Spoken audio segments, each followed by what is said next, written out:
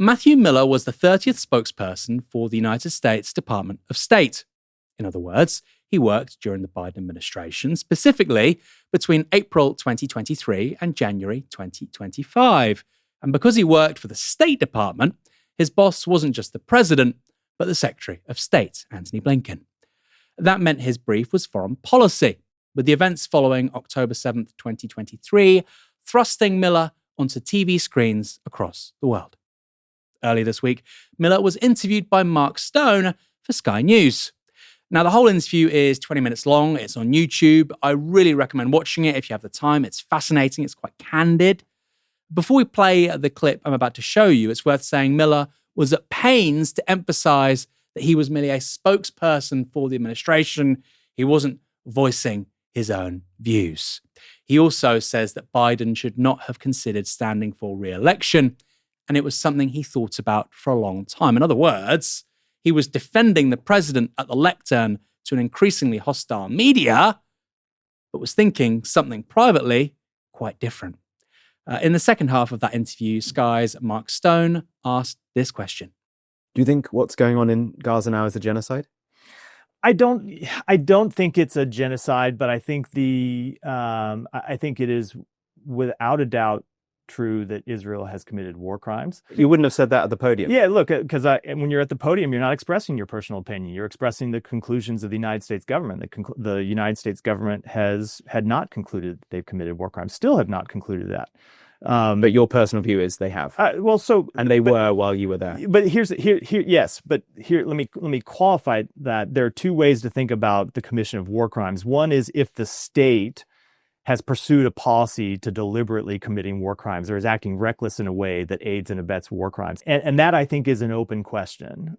I think what is almost certainly not an open question is that there have been individual incidents that have been war crimes where members of the Israeli military have committed war crimes. So ultimately, in almost every major conflict, including conflicts prosecuted by democracies, you will see individual members of the militaries commit war crimes. And the way you judge a democracy is whether they hold those people accountable. But Israel hasn't. That's my point, right. Is we have not yet seen them hold sufficient numbers of the military accountable, and I think it's an open question whether they're going to. I'm really struck that you think now that Israel did commit war crimes, and yet at the time, and I get why, but at the time you were at the podium and you couldn't say that. I mean, personally, that must be very difficult for you. So the State Department itself had concluded, they didn't phrase it in these terms, but I think I did at the podium a few times, had concluded that it was likely that Israel had committed war crimes. But I do think it's almost certain that they have.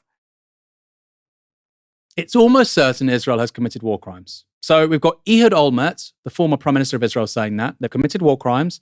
We've now got Miller, the former spokesperson for Secretary of State Antony Blinken and Joe Biden. He was a spokesperson for the White House people. Okay, he's now saying the same thing. These are not Hamas talking points.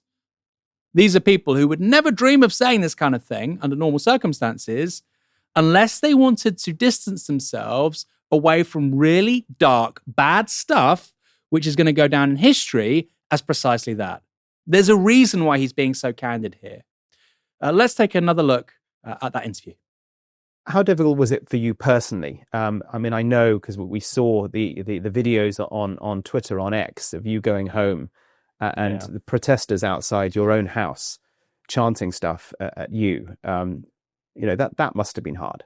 Yeah, it was hard, not so much for me, but because I have a family, I have little kids, right, who don't have anything to do with this and don't deserve to have to sneak out the back of their house to get into a neighbor's car to go to school so they don't have to run a gauntlet of protesters. I know that the people who I think are hard to reason with this would say, well, that's nothing compared to what the kids in Gaza have gone through. And of course that's true, but it has nothing to do with my children. So I would say in that way it was difficult. In another way, it is just what comes with these type of jobs. And you have to realize that being the face of a government means at times you're going to be the face of actions that are extremely controversial and at times are extremely unpopular. And the war in Gaza divided the American public, and at times I bore the brunt of it. And unfortunately, that's just the way those jobs go. That's just the way the cookie crumbles. That's just the way they go. In April 2024, let me get this right. In April 2024, President Biden, his boss, decided to give the state of Israel $26.3 billion to continue its war efforts in Gaza. $26.3 billion, alongside, of course, military hardware, political support. The green light to do what's precisely happening now. The green light, $26.3 billion. There's only 10 million people in Israel, okay? That's over $2,500 per person in Israel. Every single person in Israel, in one go, by Biden, was given $2,500 so that they can continue prosecuting this war. And this dude is talking about his kids. You've got kids. Then maybe you should be worried about the 16,000, at least, Gazan children killed by the IDF. I have children. Well, maybe that should intervene in your logic when you're trying to defend a man who is funding a genocide and ethnic cleansing. I'm not being hyperbolic here. People who are regular viewers and listeners at Novara Media know, actually, I genuinely try and see both sides. I try and take the heat out. I like to be, I like talking. I'm a yapper. But I like to take the heat out and think, well, they think this and they think this. This is a genocide. This is ethnic cleansing, at the very least. By his own admission, war crimes. By his own admission, war crimes. You were the face of an administration giving $26.3 billion to a regime doing war crimes. And you're worried about people shouting you on the street. Helena, very happy you can join us. What did you make of that interview?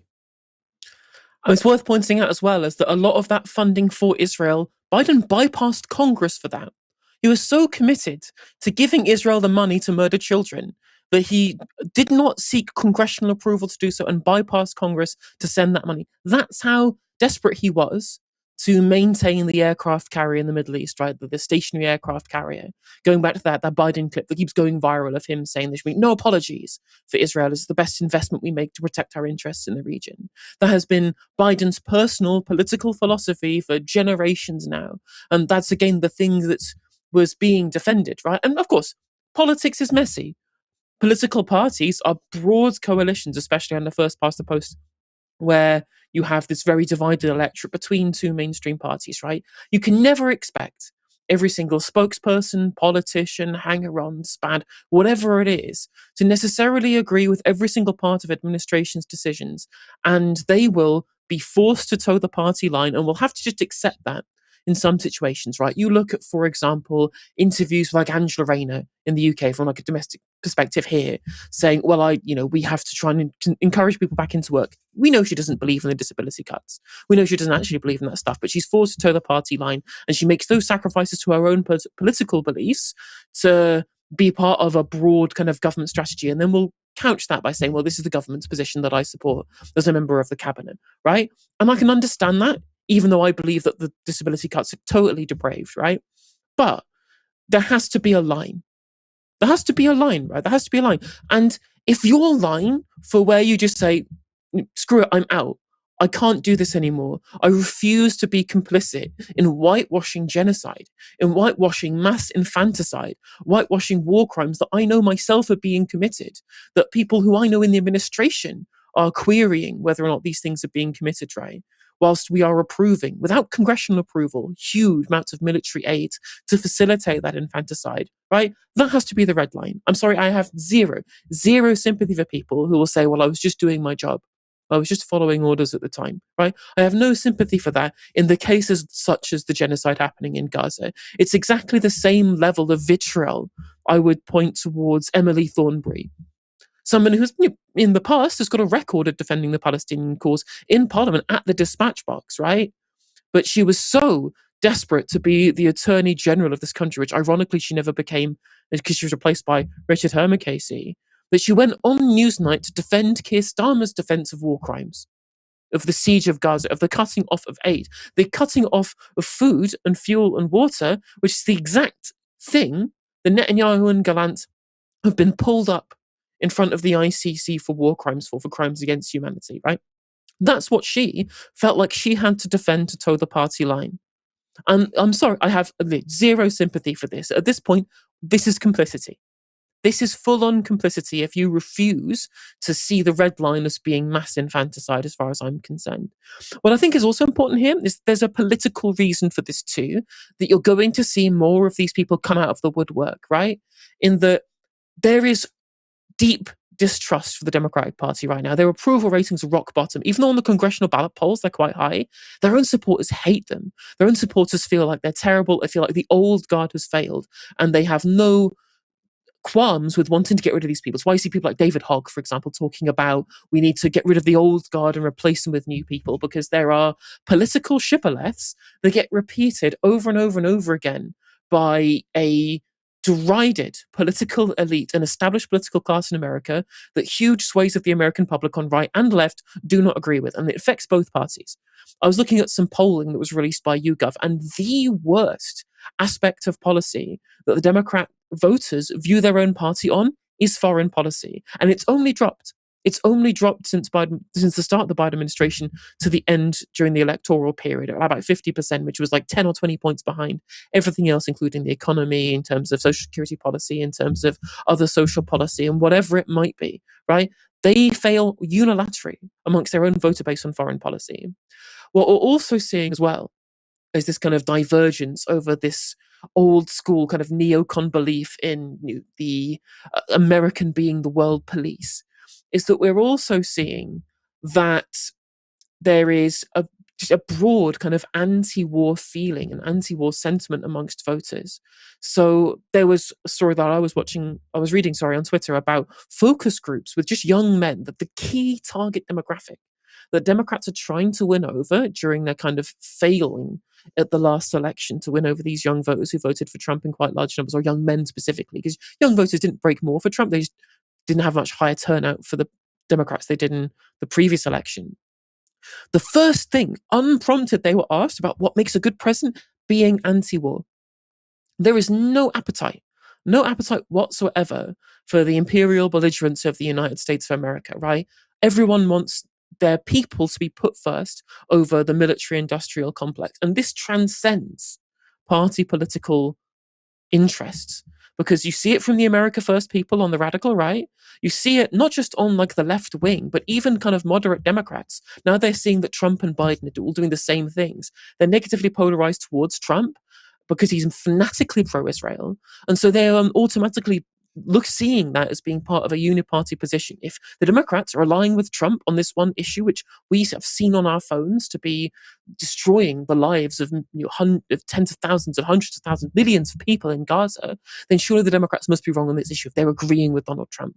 And so this shift in where the base is will be seen by political opportunists as a way of being able to distance themselves from the failures of the Biden administration on foreign policy.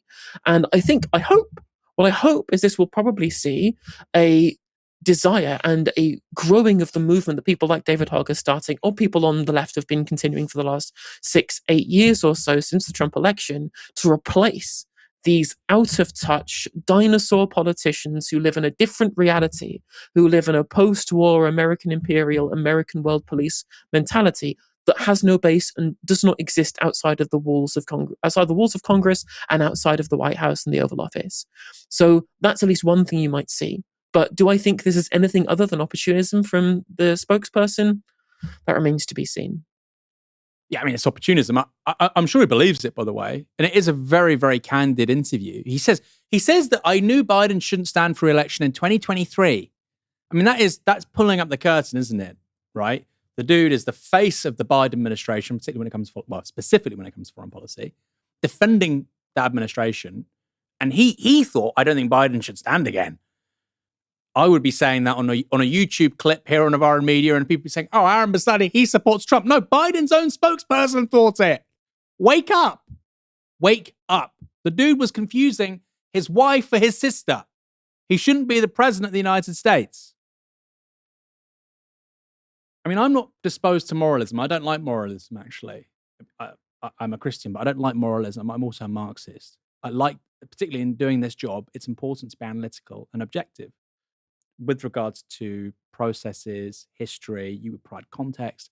And I think, generally speaking, of our media, we say, look, you make your own mind up. And we say what we think, we say our opinions, so you know what we're thinking. rather than pretending, oh, I have no opinions on this. Actually, I have really strong opinions, but I'm going to smuggle them in as objective fact. I don't like moralism, really. But as you just said a moment ago, Helena, 16,000 kids being killed, infanticide, stillborn children in hospitals because there's no electricity going to the newborn units, the ICUs. I mean, that is a red line, I'm afraid. And I look at people like Miller, and I'm reminded of some of the people that basically went to South Africa in the 70s and the 80s, and they went to do all sorts of things, engineer, bricklayer, physiotherapist, whatever. They went to South Africa, an apartheid state, because it paid better than the UK, I guess. And something I realize as I get older is that stuff will follow you around. That stuff will follow you around. Oh, where were you in your 40s? Where did you meet your wife? Oh, Johannesburg. Really? In the early 80s? What was that like? People look at you a bit differently. This sorry episode, this genocide, will follow Mr. Miller around with him for the rest of his life. He's talking about his children. I suspect his children will be ashamed of their father. I don't like to say that. I'm not gratified to say that. But those are the stakes. When you put your name to something on this scale, when you collude with it, there is a black mark against your name and your reputation for the rest of your life and afterwards as well, by the way. Those are the stakes. You can't take it back. You can't take it back.